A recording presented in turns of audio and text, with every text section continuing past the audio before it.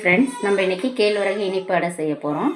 அதுக்கு தேவையான பொருள் என்னென்னு பார்த்தீங்கன்னா, 1 கப் அளவு கேழ்வரகு மாவு, இதே கப் அளவுக்கு வெல்லம் எடுத்திருக்கேன், இதே கப்பில் ஒரு 1/4 கப் அளவுக்கு பச்சரிசி மாவு, இதிலே நான் ஒரு சிட்டிகை உப்பு போட்டுட்டேன், அதில் கொஞ்சோண்டு தேங்காய், திருவண்ண தேங்காய் எடுத்து வச்சுருக்கேன். இப்போ இது எல்லாத்தையும் நம்ம ஒரு பவுலில் ஆட் பண்ண போகிறோம்.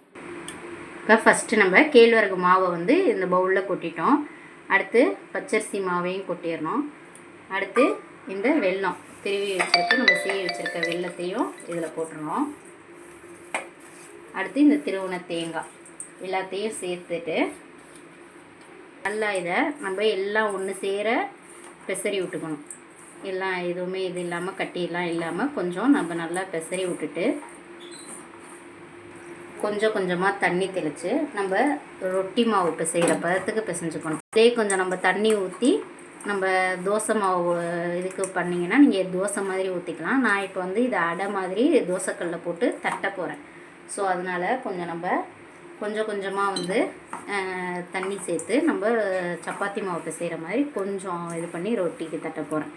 இது நம்ம வந்து குழந்தைங்களுக்கு ஈவினிங் வந்து ஏதாவது என்னடா கொடுக்குறது ஸ்கூல் விட்டு வந்தோன்னா பிள்ளைங்களுக்கு அப்படின்னு நீங்கள் பார்த்தீங்கன்னா இது நல்லா ஹெல்த்தி ஃபுட்டாகவும் இருக்கும், ஒரு ஈவினிங் ஸ்நாக்ஸாகவும் இருக்கும்.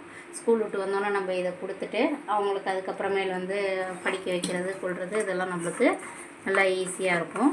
இதில் வந்து நிறையா சத்துக்கள் இருக்குது. இது வந்து உடல் சூட்டை வந்து தணிக்கும். இதில் நார் சத்து, இரும்பு சத்து அதெல்லாம் இருக்குது. சர்க்கரை உள்ளவங்க வந்து சர்க்கரை அதிக அளவில் இருக்குது அப்படின்னு நினைக்கிறவங்க இதை வந்து கொஞ்சம் எடுத்துக்கிட்டாங்கன்னா அவங்களோட அந்த சர்க்கரை லெவல் வந்து கொஞ்சம் கண்ட்ரோலாக இருக்கும். நம்ம இப்போ பெசரி வச்சோன்னா இந்த பதம் வந்திருக்கும். இதை நம்ம அப்படியே வச்சுட்டு நீங்கள் கையை கழுவிடலாம். அதுக்கப்புறம் நம்ம அடுப்பை பற்ற வச்சு தோசைக்கல்ல கொஞ்சம் அது ஹீட் ஆகுற வரைக்கும் ஃபுல்லில் வச்சுக்கோங்க. இப்போ கல் சூடானோன்னே நம்ம ஒரு கிண்ணத்தில் தண்ணி வச்சு அந்த கிண்ணத்தில் வந்துக்கிட்டு நம்ம கையில் ஒட்டாத அளவுக்கு அந்த கையை நனைச்சிட்டு இதை அப்படியே கொஞ்சம் பெரிய மாவாக எடுத்து பிசைஞ்ச மாதிரி பிசைஞ்சு இதை தட்டணும். இப்போ நான் என் பையனுக்கு தான் இதை கொடுக்க போகிற வாசி, அவனுக்கு குட்டி குட்டியாக தட்டினா தான் ரொம்ப பிடிக்கும். அதனால் நான் சின்னதாக எடுத்து இதை தட்டியிருக்கேன். நீங்கள் வந்து நல்லா பெரியவங்களுக்கு கொடுக்குற மாதிரி இருந்துச்சுன்னா நீங்கள் நல்லா கொஞ்சம் மாவு பெருசாகவே எடுத்து தட்டிட்டு இதில் உங்களுக்கு கொஞ்சோண்டு சுற்றி அப்படியே நெய் கொஞ்சம் விட்டுட்டு இது நல்லா ரொம்ப ஹையில் வச்சிங்கன்னா சில டைம் தீஞ்சு போயிடும். மீடியம் ஃப்ளேம்லேயே வச்சு கொஞ்சம் நல்லா வேகிற அளவு வரைக்கும் அப்படியே இது பண்ணுங்கள். இப்போ இது ஒரு நிமிஷம் கழித்து கொஞ்சம் வெந்துருச்சு. நான் இதை அப்படியே திருப்பி போட்டு கொஞ்சம் நல்லா அமுக்கி விட்றேன். உள்ள மாவு இதெல்லாம் கரெக்டாக நம்மளுக்கு வந்து வெந்து போகிற மாதிரி நல்லா நான் இதை அமுக்கி விடுறேன்.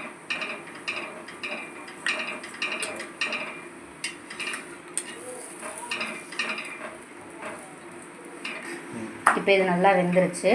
நான் அதை எடுத்துட்டு இந்த தட்டில் மாற்றி வச்சிடுறேன்.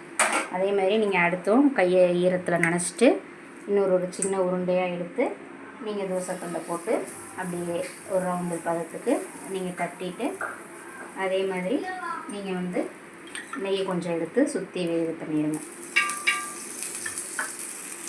Healthy snack.